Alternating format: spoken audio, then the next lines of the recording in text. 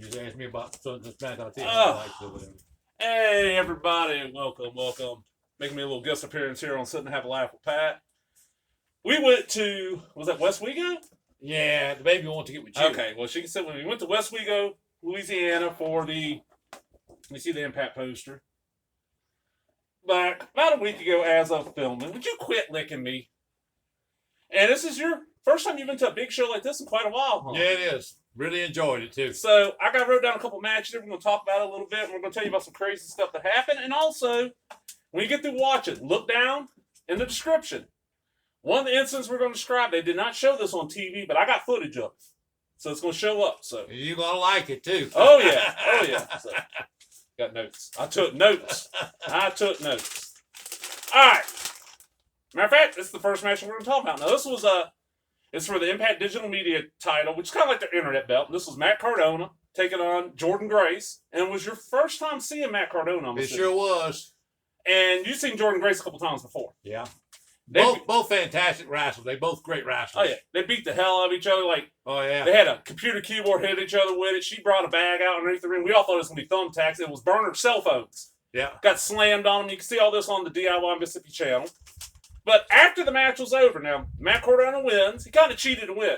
There was this little girl and her father sitting in front of us. We talked to him before the show started. His grandfather took his dad to shows in New Orleans. His dad took him. So he's like, I'm going to continue tradition. How old would you say she was? Probably about 8? I would say 7 to 8. Darling little girl. I'm a little sweetheart. Yeah, and she was getting into it. She was about that tall. Oh. She was getting into it. Well, Matt Cardona's doing what he always does. He knows the fans hate him, so when he wins the match, he goes and gets her against the rail and trying to hug on the fans. But he went to hug her, and she bit the hell out of him.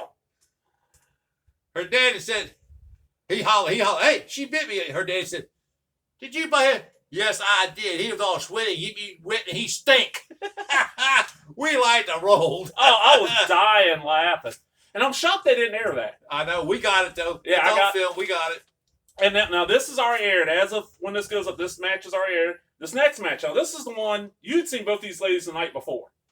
This was Deonna Purrazzo, who is the AAA Reina de Reinas champion, which is Queen of Queens. And she's the Ring of Honor Women's Champion. And she was taking on Lady Frost, who we just saw the night before. This match, wow. Fantastic match. And did you notice how because Lady Frost is not a short lady, but she's so flexible and so limber, and, she just does crazy flips. And yeah. I doubt she's doing gymnastics in school or something. She cuts a backflip and everything like you would not believe. And I think she hurt her knee. Yeah, she was kind of favoring the knee there. I think she could have. Yeah, I think she did get hurt. I think she smacked him when she did that moonsault off the apron to the floor. Yeah. Because they should have it right in front. We're like, holy hell. Yeah.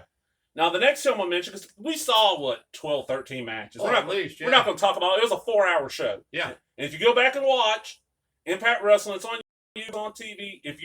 When the camera is facing the entrance ramp to the right, second row next over, you'll see him. You'll see this hat. Yeah. He's there, and I'm right next to him with signs. Let me say something about the little girl. Okay, yeah. I'm going to tell you what. She made a show for me. She did. She was a little sweetheart. She stood up the whole time. Mm-hmm. And we were right at the entrance ramp, and all the wrestlers would come down that going to the ring. I was watching her. When them women was coming down that inner ramp, her eyes were sparkling and glowing, and I could almost read her mind saying, I'd like to be a wrestler when I grow up. She said it the biggest smile on her face, and she made it for me. She really did. I mean, she won my heart.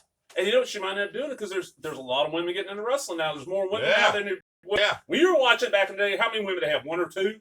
Not many. What they did have, you wouldn't look at them twice. They got right now, they got some look like movie stars, models and stuff. I mean, beautiful women. And speaking of movie star models, that's the next match I want to talk about. This match is not aired as a film, and this was Cassie Lee of Inspiration, I think is her name now in Impact. It was her and Billy Kay were in WWE as the Iconics or something, taking on Madison Rayne.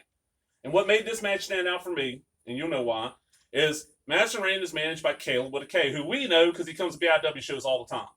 And they made him put an X on the floor right directly in front of us and told him, you stay on that X. And the whole time we gave him crap.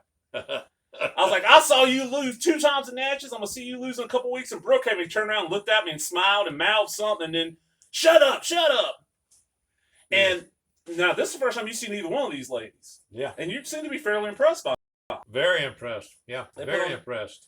And then the final match. This is the main event night, and this was, oh man.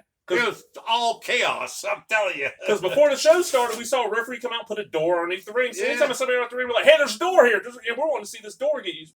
Are you smelling? You're crazy.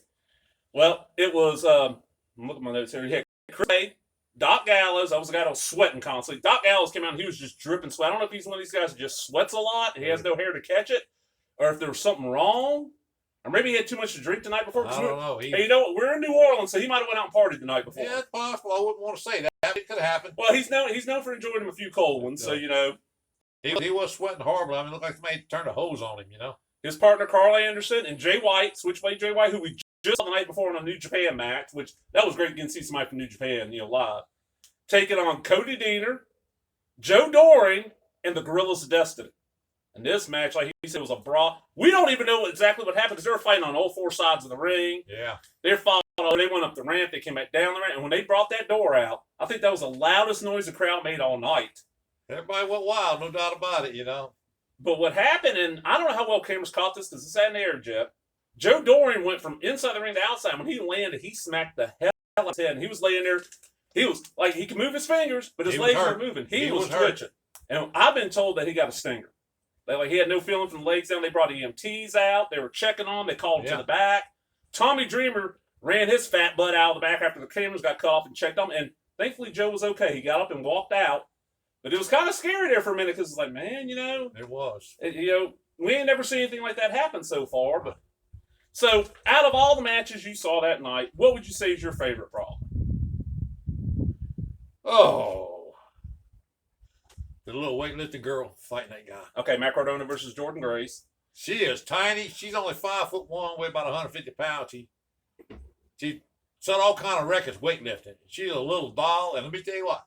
She is one bad little son of a gun. I'm gonna tell you that right. She was wrestling a man twice her size and handling him like he was a little toy. Yeah, because Matt Cardona's our size, if not a little bigger. She is something. She is something to watch. I'm gonna tell you. It was a trip, and we definitely got our money's worth out of our tickets. Oh, not a doubt about it. Because we had great seats. And, and the best part, and I'm going to throw this out there. We got to give a quick shout out. We got to give a shout out to Big Sam for being the chauffeur, taking us down there and bringing us back. You know? We pitched in on gas, but hey, thank you for bringing us down there, Sam. We got to see Josh and his wife hang out a little bit. Kobe show, Kobe, his wife, and his brother-in-law. James Wilson, who you don't know James that well, but he was across the ramp from us. I've seen him. Yeah, you've seen him at shows. Yeah. If Impact Wrestling comes anywhere near you, get yourself some tickets. I'll go ahead and throw it out. It was $30 for second row. That is cheap. Because when WWE comes to Jackson, for nosebleed seats, you're going to pay $50. Yeah. We were right there. I mean, when you watch the footage, you'll see we were right there. Everything was happening right in front of us. $30. You know? Hell, we paid, it's $15 to go to local shows. So the price of our 2 tickets to a local show, we got 1 ticket to Impact, we got 4 hours. Yeah. And we had a blast every night watching on TV, I know. Yeah. Because he shows up constantly. If you're watching, between that top turnbuckle and middle turnbuckle, there's him with the hat. You can see hat and the shirt. Well, anything else you want to say? I have my hat on. Oh, of course. Anything else you want to add to it, sir? Folks, I want to tell you something. If you want to have some sure enough good entertainment and don't cost your arm and a leg, start going to the wrestling matches. I think you'll love them. I just got back into it probably about 1.5 years, 2 years ago. Yep. Now, when I was younger, in my early 20s, I used to bring mom and daddy and my wife, even before she's my wife, she's just my fiance. We'd always go to the, down in Biloxi, Gulfport, the Armory, on the coast. National Guard Armory. We've seen all the old wrestlers, Lee Field, Don Field, Mario Galento, all of them. We see Cowboy Bob Kelly. Frank Dalton. The Medic, Frank Dalton. Did y'all ever see the Hippie Boy yet? Did y'all ever see the Blue Yankee or the Mighty Yankee? For some reason, them names don't sound familiar. Okay. I know they worked that area. That's why I was wondering. But very seldom had any women wrestle. Very seldom. Yeah. I bet I didn't see over 1 or 2 matches in a period of 3 or 4 years. And what you did see, they looked like it might have been somebody that was drug out of some honky tonk somewhere and threw a pair of shorts on until you get in the ring wrestling. I was going to say an old wore out biker mom was what I was going to say, but that works too. Whereas hell, that night we went to Impact, we saw 4 or 5 women's matches plus a woman fighting a man. Yeah. And she put up a fight. She's tough. That little girl is tough. Did you say she just set another? Yeah, she just set another powerlifting record. Another powerlifting record. And the thing about it is, the first time I saw her was back when she was like 14, 15, 16. She wrestled in Bay Springs, Mississippi in front of 50 people for not very very much money. I'm not gonna be an asshole and reveal how much it was. Yeah. But whereas now she's making big money. Yeah. And you saw the line that all the women wrestlers had at the concession stand and all that. Oh yeah, they made a fortune off. Man, they were selling pictures and everything, autographs, you name it. They that's how a lot of the wrestlers make their money is selling stuff off the table, because a lot of them get paid that much. You figure time they pay their travel expenses to get down there and everything, if they didn't make a little money off the tables, they wouldn't be able to do it. You know, especially on the indie level. If you're going to an indie event and there's a wrestler there you enjoy, go buy something off their table. That's where their money is. That money they get paid to wrestle, that covers their gas and maybe a meal. Yeah. And they got to spend the night in a hotel, maybe. Yeah. Maybe. Yeah. The money they make on the table, that's the money they make their money they make to get better gear, do stuff like this. They're not doing it for money. Believe me, they're doing it because they love it. Yep. And it if shows. they're doing it for the money, they'd be starved to death. They don't make that much, let me tell you. Well, anything else you want to add? No, I think about covered it. Okay. Tell my little baby then, tell everybody hello. Let me put you up. Say bye-bye, Maggie. All right. And when I had my shows, most of the time I like saying, life is short, but death is forever. Go get your shots. Let's knock this virus in the butt and get rid of it. Hopefully we can. Talk to y'all later, folks.